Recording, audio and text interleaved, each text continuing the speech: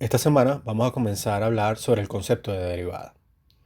El concepto de derivada es uno de los conceptos más fundamentales y más importantes en el área de la ciencia y ya vamos a ver por qué. Vamos a comenzar dando una pequeña definición de la derivada y luego vamos a ver algunas aplicaciones para entender un poco mejor de qué va. La derivada de una función es una medida de cómo cambia dicha función respecto a su propia variable. Si en general la derivada de una función es a su vez otra función, aunque vamos a ver algunos casos donde esa derivada puede ser o un número o simplemente cero. Pero el concepto fundamental que me da la derivada es ver cómo cambia una función. Entonces, como se podrán imaginar, esto es algo de extremada importancia en el área de la ciencia, ya que la mayoría de las cosas que estudiamos son cosas que cambian. Pueden cambiar en el tiempo, pueden cambiar en el espacio, pero la cuestión es que cambian. Y entonces la derivada es una herramienta matemática que me permite determinar cómo es exactamente que algo cambia. Por ejemplo, si tengo la posición de un objeto y el objeto se está moviendo, esa posición depende del tiempo. Y la manera como cambia la posición, eso me da es la velocidad.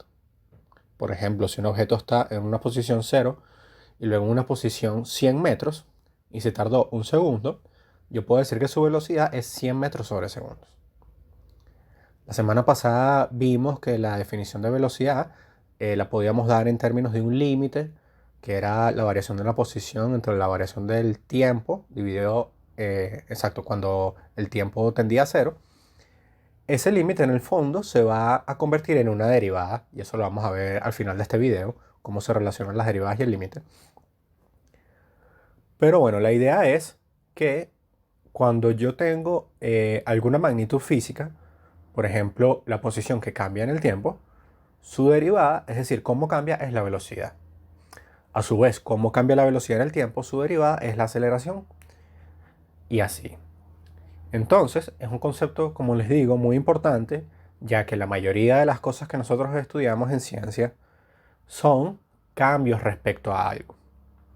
Y entonces la derivada me va a permitir calcular cómo es exactamente ese cambio. Muy bien, vamos a hablar de una de las notaciones que vamos a utilizar en la derivada, eh, que vamos a trabajar a continuación. Entonces, bueno, la primera notación es la siguiente. Yo tengo aquí una función f de x, entonces su derivada se escribe de esta manera, que se lee la derivada de f respecto a x. Es decir, cómo cambia f respecto a su variable x. Esta es la notación inicial que se utilizó por Newton. También hay otra notación que es la de Leibniz, que es la que nosotros vamos a utilizar más que todo, porque bueno, como verán es más cómoda de escribir. Y es, si tengo una función f de x, su derivada se escribe así, f' de x. Esta es la notación que vamos a utilizar, como vemos es menos engorrosa, no hay que escribir esta división ni nada de eso. Pero bueno, es importante que conozcan esta forma de escribir la derivada. Y bueno, también hay otros tipos de derivadas, porque digamos, tipos de derivadas hay varios. Y hay otro tipo de derivadas que se denotan con estos símbolos y se lee la derivada parcial de f respecto a x. Esto de nuevo no lo vamos a estudiar formalmente, pero sí va a aparecer en los ejemplos que voy a dar a continuación. Entonces por eso se los menciono. Y bueno, esto simplemente quiere decir que si f es una función que depende de muchas variables, porque puede depender de más de una sola variable, y entonces yo quiero ver cómo cambia respecto a una de esas variables, entonces yo tomo la derivada parcial. Pero bueno, como les digo, esta es la notación que nosotros vamos a utilizar, f' de x. Muy bien, vamos a ver algunos de los usos que pueden aparecer en el área de la física, por ejemplo. Las derivadas también se utilizan en química, en biología, en economía y en otras áreas del conocimiento. Pero vamos a ver algunos ejemplos en la física donde podemos utilizar las derivadas. Entonces, lo primero son las leyes de Newton en mecánica clásica. Recordemos que la segunda ley de Newton es esta formulita que todo el mundo conoce, fuerza igual a masa por aceleración. Pero esta no es la versión pro. La versión pro es, o la formulación correcta de la ley de Newton es esto. La fuerza es realmente la derivada de esta cosa P que se llama el momentum lineal respecto al tiempo. Entonces, claro, en el caso en que la masa no varía en el tiempo, que puede variar, pero usualmente en varios ejercicios no es así, entonces esta fórmula se transforma en esta. Pero la formulación correcta y la formulación que hizo Newton originalmente es que la fuerza es la derivada del momentum lineal respecto al tiempo. Por ejemplo, en termodinámica, la ecuación de calor que me dice básicamente cómo es la temperatura de un cuerpo a lo largo del espacio y el tiempo, está dado por esta ecuación de derivadas parciales. Acá la T grande representa la temperatura del cuerpo. Entonces, esta ecuación me relaciona cómo varía la temperatura del cuerpo respecto al tiempo. Esto es igual acá a un coeficiente que depende del material, que básicamente me dice cómo se transmite el calor en el material. Y acá aparecen las derivadas de la temperatura respecto a los ejes X, Y y Z. Donde, bueno, aquí aparece un cuadrado porque esta es la segunda derivada. Cuando tú tienes una función, tú puedes calcular la primera derivada, la segunda derivada, la tercera derivada. Nosotros solo vamos a calcular la primera, no se preocupen. Pero bueno, es bueno conocer que hay otras derivadas de mayor orden. Y en particular la derivada de segundo orden, o la segunda derivada, también se utiliza mucho en las ciencias. Rara vez o casi nunca vas a ver una derivada de tercer orden. Usualmente las ecuaciones de física son o una primera derivada o una segunda derivada como mucho. Luego tenemos la ecuación de Schrödinger en mecánica cuántica, que es la ecuación que describe el movimiento de una partícula a nivel cuántico. Y entonces, bueno, aquí vemos, este phi es la función de onda, es decir, una función que me describe el comportamiento de la partícula y cómo varía esa partícula en el tiempo, eso es lo que está viendo esta derivada, está relacionado a cómo varía esa función de onda en el espacio, en X, Y, Z. Aquí este I representa el número imaginario, H barra es la constante de Planck que vimos en física cuando vimos la energía de una onda electromagnética, solo que aquí tiene una barra porque indica que está dividido entre dos pi. Esta es la masa de la partícula, esto es un potencial, puede ser eléctrico, por ejemplo, y así. Pero la idea de esta ecuación es que cómo varía esa función de onda en el tiempo está relacionado a cómo varía en el espacio. También tenemos una ecuación de onda genérica para cualquier fenómeno que sea del tipo ondulatorio. Nosotros podemos también describir algunas propiedades de esa onda utilizando la ecuación de onda. En este caso, U pueden ser distintos parámetros como por ejemplo la presión de los puntos, de los distintos puntos de la onda, pues la altura de la onda, cómo varía y así. Y de nuevo vemos cómo hay una variación en el tiempo y se relaciona a una variación en el espacio. Donde esta C al cuadrado es la velocidad de propagación de la onda. Y de hecho, así fue, esto ya lo he comentado en videos previos, pero así fue como Maxwell se dio cuenta que la luz era una onda electromagnética. Porque cuando tú tienes las ecuaciones de Maxwell, que también las vamos a ver ahorita, las ecuaciones de Maxwell tú las puedes unir de ciertas maneras y llegas a una ecuación de onda. Y él se dio cuenta que ese término, que era la velocidad, cuando él calculó esa velocidad de propagación, era exactamente igual a la velocidad de la luz, algo que ya se había medido en ese momento. Y entonces él se dio cuenta, entonces, que la luz era una onda electromagnética, simplemente analizando esta ecuación. También tenemos la ecuación de Navier-Stokes para los fluidos, bastante compleja como verán. Simplemente para comentar acá que parece una P, es la letra griega ρ, que indica la presión del fluido. Cuando hablamos de fluido puede ser tanto líquido como gaseoso. Los gases se estudian como fluidos también. Acá tenemos la variación de la velocidad en X respecto al tiempo, ¿verdad? Aquí la velocidad en Y, la velocidad en Z. Este mu es la viscosidad del fluido.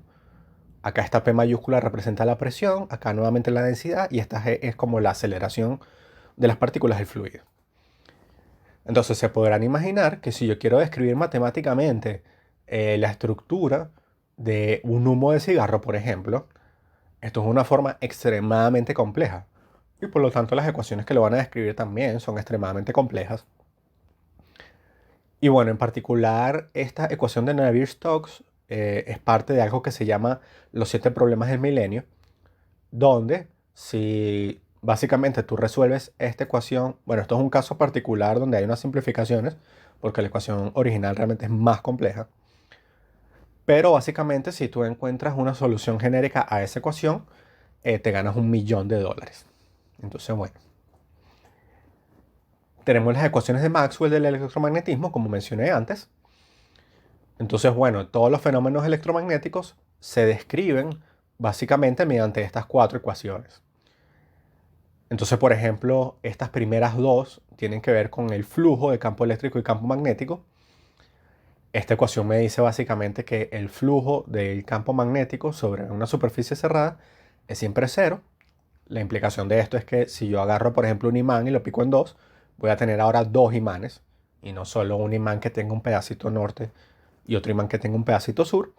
Siempre se va a formar una especie de imán.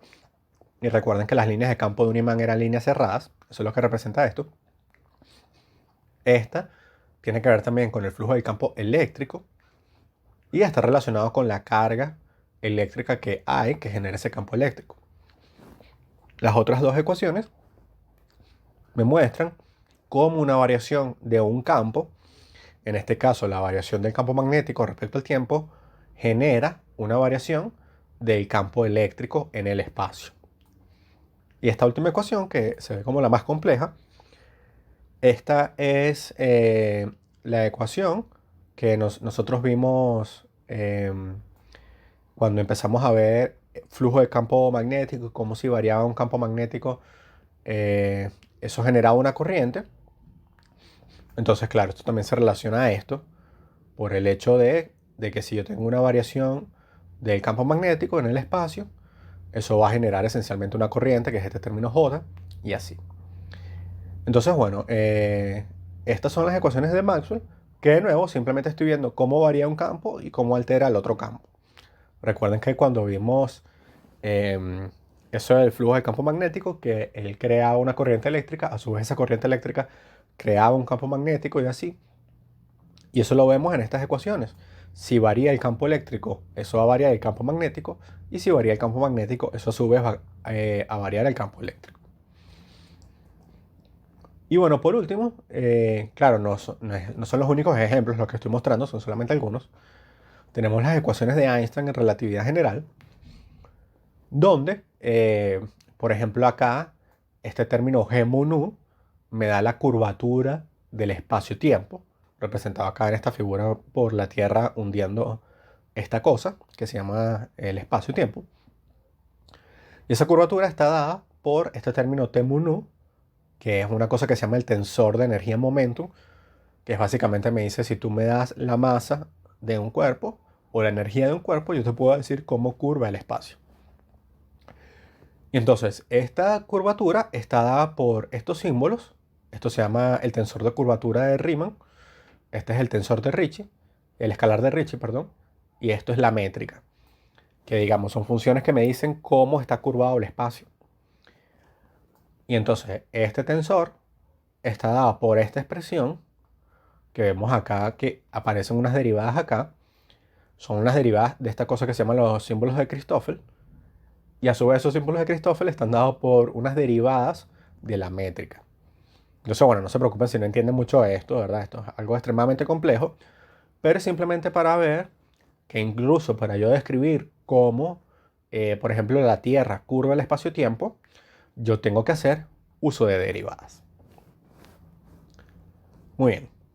Vamos ahora a construir el concepto de derivada mediante el análisis de una función. Entonces, vamos a analizar la siguiente función. Yo tengo esta función. Ahorita no nos importa mucho sobre cuál es la forma explícita de la función, pero bueno, es un polinomio de grado 4. Yo simplemente inventé cualquier polinomio de grado 4 y me da esta curva. Entonces, ok, yo me doy cuenta que esta función varía de manera distinta en distintos puntos. Por ejemplo, en esta región de acá, nosotros vemos que esta función está creciendo rápidamente. Por otro lado, en esta región de acá, vemos que la función también está creciendo, pero más lentamente. En esta región de acá, por ejemplo, la función está decreciendo, es decir, se hace cada vez menor de manera lenta. Y acá en esta región, la función está decreciendo de manera cada vez más rápida. Entonces vemos que la función tiene distintos comportamientos en distintas partes. Por acá crece, por acá decrece. Por este lado crece rápido, por este lado crece lento. Por este lado decrece rápido y por este lado decrece lento, perdón. Y por este lado decrece de manera rápida. Entonces, una manera como en matemática podemos caracterizar ese crecimiento o decrecimiento y cuán rápido es trazando una recta tangente al punto. ¿A qué me refiero con eso? Bueno, si yo agarro, por ejemplo, este punto de acá, yo voy a trazar una recta tangente. Y la recta tangente lo que quiere decir es que es una recta que toca a la función en un solo punto. Y entonces me doy cuenta que la pendiente de esa recta está relacionada a cómo está cambiando la función. Entonces, en esta región, donde la función está creciendo rápido, aquí tengo una recta tangente y veo que la pendiente de esta recta es un número grande. Les recuerdo que la pendiente de una recta es una medida de cuán inclinada está la recta. Entonces, si es completamente horizontal y no está inclinada, la pendiente es 0. Si está inclinada así, un poquito diagonal, la pendiente será un número pequeño. Y si está inclinada así muy alto, como esta, la pendiente es un número grande. Y de paso positivo. Si las rectas son así, son positivas. Si las rectas son en esta otra dirección, son negativas las pendientes. Entonces, al yo ver la pendiente de esta recta, que es positiva y grande, yo puedo entonces saber que esa función está creciendo, está creciendo por el hecho de que la pendiente es positiva y lo está haciendo de manera muy rápida, por el hecho de que la pendiente tiene un valor grande. Entonces, si alguien me dijese, si por ejemplo yo no conozco la función, pero alguien me dijese, mira, la pendiente de la recta es positiva y grande, ya yo sé que la función está creciendo y lo está haciendo de manera rápida. Si por ejemplo yo agarrara la pendiente en este otro punto, vemos que la pendiente sigue siendo positiva porque sigue teniendo esta inclinación, pero ahora está menos inclinada. Lo que quiere decir es que ahora en este punto la función sigue creciendo, pero lo hace de una manera un poco más lenta, a diferencia de aquí donde crecía de manera rápida. Si veo este otro punto, ahora vemos que la pendiente está en la otra dirección, por lo tanto es negativa. Lo que quiere decir que en esta región la función está decreciendo. Es decir, a medida que crece x, el valor de y o de la función se hace cada vez más pequeño. Y como la pendiente es suave, quiere decir que ese decrecimiento no es tan grande.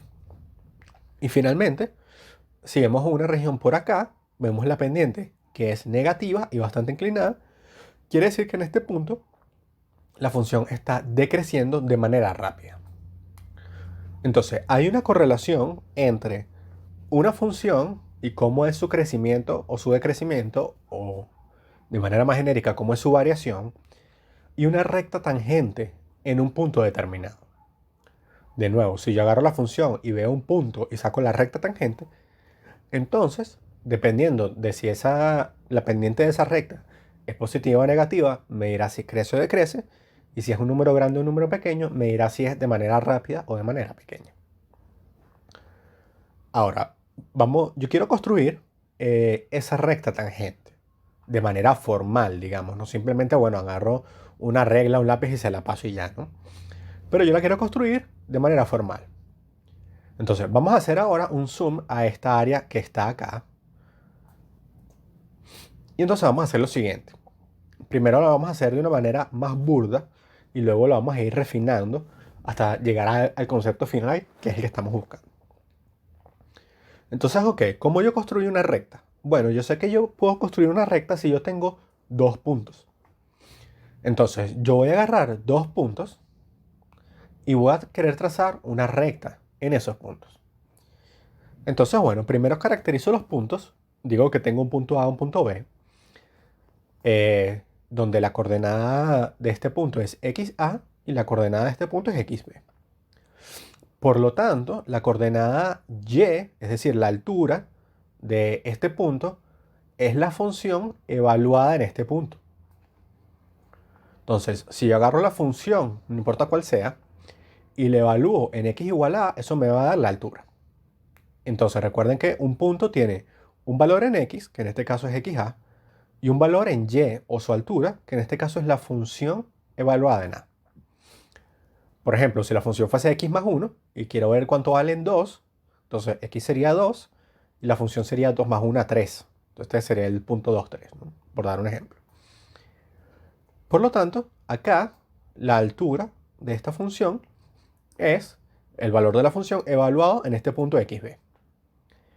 Y voy a también llamar a la distancia que hay entre a y b una distancia h, que vamos a ver luego la relevancia que tiene más adelante, pero por los momentos simplemente la voy a tener ahí y la voy a llamar h.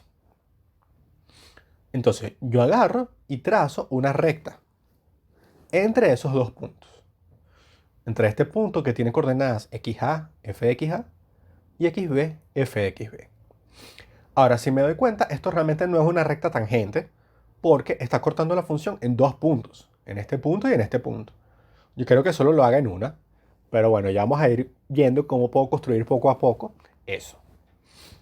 Ok, y dijimos que a nosotros nos interesa la pendiente de esta recta, porque la pendiente me va a decir cómo está variando la función. Entonces, recordemos de matemática un poco básica que la pendiente de una recta está dada por y2 menos y1 entre x2 menos x1, donde y2 son las coordenadas de la altura del punto 2 y el punto 1, y aquí yo puedo llamar cualquiera punto 1, punto 2, no importa, es lo mismo, y las coordenadas x, del punto 2 y el punto 1. Entonces, en nuestro caso, si yo agarro y llamo a este punto 1 y a este punto 2, entonces la altura del punto 2 es la función evaluada en xb. Es decir, en este caso, y2, la altura del punto 2, es la función evaluada en xb. Por otro lado, la altura del punto 1 es, como dijimos, la función evaluada en xa. Por eso es que acá tengo y1 es igual a la función evaluada en xa. Y lo divido entre las coordenadas x del punto. Bueno, las coordenadas x son simplemente xb y xa, que es lo que me aparece acá. Entonces, muy bien, como dije, esta recta realmente no es tangente, porque está cortando a la función en dos puntos. Entonces, ¿qué vamos a hacer? Bueno, vamos a acercar ahora más los puntos. Vamos a acercarlos un poco más a ver qué sucede. Entonces, nuevamente llamo estos puntos xa, xb. Naturalmente no son los mismos que antes, pero para no llamarlos xc, xd, xg, xf, para no saturar la notación, simplemente les voy a dar, bueno, un nuevo nombre y digo que ahora estos son los puntos a y b. Por lo tanto, las alturas son la función en a y la función en b. Y tengo ahora mi h, que si se dan cuenta, ahora es más pequeño que antes, ya que estos puntos son más cercanos. Ahora, si nuevamente trazo mi recta, fíjense que nuevamente no es tangente, pero se va pareciendo un poquito más a una recta tangente. Porque si bien es cierto que está cortando a la función en dos puntos, ahora vemos que se acerca cada vez más y más y es casi una recta tangente. Y entonces, bueno, sigo teniendo que mi pendiente está dada por la misma fórmula.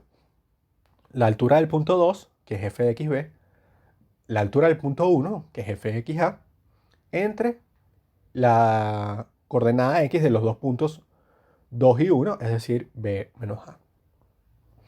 Entonces vamos a seguir haciendo este proceso. Ahora voy a acercar los puntos incluso más. ¿Sí? Voy a tomar dos puntos distintos, pero los voy a acercar incluso más. Nuevamente tengo mi xa, xb y las funciones xa, xb. Tengo mi distancia h, que como vemos ahora es cada vez más pequeña. Y trazo la recta. Ahora, si me doy cuenta, esta recta sí se está pareciendo mucho más a una recta tangente.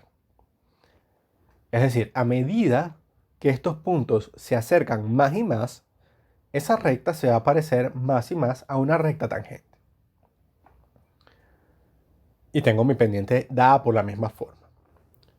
Ahora, ¿qué voy a hacer? Voy a reescribir, es decir, le voy a dar otros nombres a estos puntos XA y XB de una manera más genérica. Entonces yo voy a decir, bueno, este punto XA, ahora lo llamo X simplemente.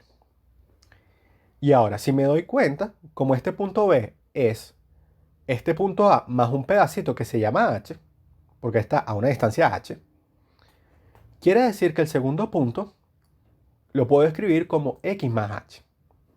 Por ejemplo, si este fuese el punto 1 y H fuese 0,1, este sería el punto 1 más 0,1, es decir, 1,01. Entonces, yo lo estoy escribiendo ahora en términos de un valor X y esta distancia H. Por lo tanto, ahora esta altura, en vez de ser f de x evaluado en a, va a ser f de x simplemente. Y por lo tanto, el segundo punto va a ser simplemente f de x más h. Lo que quiere decir es que ahora esta pendiente yo la puedo reescribir de esta manera. La altura del punto 2, f de x más h, menos la altura del punto 1, f de x, entre las coordenadas x del punto 2, x más h, menos la coordenada del punto 1, que es x. Ahora, si se fijan abajo, esta x con esta x se va, tal que me queda solamente h. Fíjense que no pasa lo mismo arriba porque esto es la función evaluada en este punto. Es decir, aquí no las puedo eliminar. Ahora, vamos al punto clave. Nos hemos dado cuenta que si yo tengo dos puntos, yo puedo trazar una recta. Y me doy cuenta que a medida que voy acercando los puntos, eso se parece más y más a una recta tangente. Y me doy cuenta que una manera de decir que esos puntos están cercanos es decir que h es muy pequeño. Me puedo imaginar que si h vale 0,01, entonces estos puntos, ¿verdad?, van a estar muy, muy cerquita. Ahora, ¿a qué les recuerda ese concepto de que me voy a acercar mucho a un valor, en este caso 0 para el h, pero sin llegar a ser 0? Yo quiero que h sea muy, muy, muy pequeño, pero que no sea 0. Porque si es 0, bueno, sería el mismo punto y no tendría dos puntos para trazar una recta. Entonces necesito que no sea 0, pero que sea muy cercano a 0. Arbitrariamente cercano a 0. ¿Y entonces a qué concepto les recuerda eso? Bueno, eso es exactamente lo que estudiamos la semana pasada, que es el concepto de límite. Entonces, yo puedo decir que esto va a ser una recta tangente en el límite cuando h tiende a 0, es decir, cuando h es muy, muy pequeño, estos puntos van a estar muy, muy cerquitas. Por lo tanto, los puntos blancos van a estar muy, muy cerquitas. Y eso sí se va a convertir en una recta tangente que solo corta la función en un solo punto. Entonces yo digo que la pendiente de esta recta es el límite cuando h tiende a 0 de f de x más h menos f de x entre h. Y bueno, como hemos discutido antes, la pendiente de esta recta me indica cómo varía la función. Pero es que también hemos dicho desde un principio que la derivada me determina cómo varía la función. ¿Qué quiere decir entonces? Que la derivada de una función es este límite que acabamos de encontrar. El límite de cuando h tiende a 0 de f de x más h menos f de x entre h. Y esto que está acá se conoce como la derivada por definición de una función denotada por f'. Es decir, hemos construido la derivada de una función. Muy bien, entonces en los próximos videos vamos a ver algunos ejemplos de cómo calcular la derivada de una función dada utilizando la derivada por definición. Y luego vamos a ver unos métodos para derivar que son más sencillos, porque vamos a ver que esta definición formal se convierte en algo extremadamente complicado rápidamente. Pero vamos a ver entonces que hay otras maneras de calcular derivadas que son como unas reglitas a seguir básicamente y me van a permitir hacer cálculos de derivadas de una manera más sencilla. Y eso lo veremos en los próximos videos.